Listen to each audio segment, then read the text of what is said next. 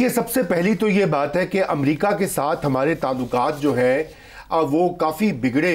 पिछले चंद सालों में आपने देखा कि सर्द मोहरी भी रही और बाइडन के जो आखिरी साल थे उसमें कुछ थोड़ी सी बेहतरी आना शुरू हुई।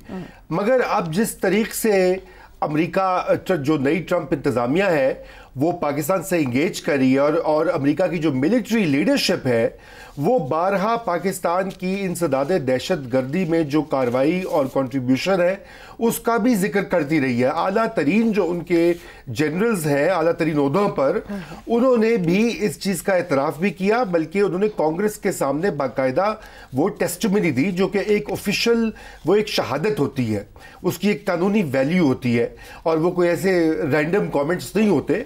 तो इसका ये मतलब है कि अमेरिका एक तो नंबर एक ये समझता है कि वो पाकिस्तान के साथ जो उसका बहुत पुराना इत्तेहादी है वो अपने ताल्लुकात ख़राब नहीं करना चाहता बल्कि उनमें बेहतरी लाना चाहता है। दूसरा, मेरे ख्याल से जो मौजूदा ये अभी चंद ही हफ्तों पहले हिंदुस्तान और पाकिस्तान की जंग हुई और उसमें जो पाकिस्तान की परफॉर्मेंस रही सिफारती महाज पर भी और जंगी महाज पर भी, वहाँ पर भी अमेरिका को ये आइडिया हुआ है कि भारत जिस पर उसने तकिया कर रखा था इस खत्ते में कि अपना नया इस खत्ते का पुलिसमैन बनाएगा, उन्होंने कहा भाई ये तो पाकिस्तान के सामने नहीं ठहर पाए तो इन्होंने चीन के सामने क्या ठहरना, किसी और के सामने क्या ठहरना। तो उनको फिर ख्याल आया और आ रहा है गालिबन कि ये भी एक न्यूक्लियर पावर है। कल ट्रंप ने अपनी स्टेटमेंट में ये कहा कि both are great nuclear powers.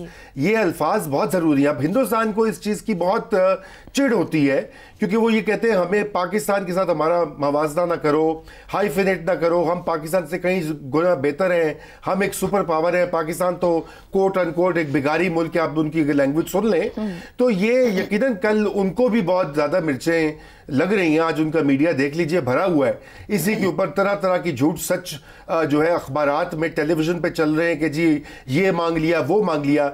अव्वल तो 2 घंटे की मीटिंग जो होती है आयशा, उसमें कोई स्ट्रेटजी तय नहीं होती, उसमें ये नहीं होता कि मुझे आपसे ये चाहिए वो चाहिए।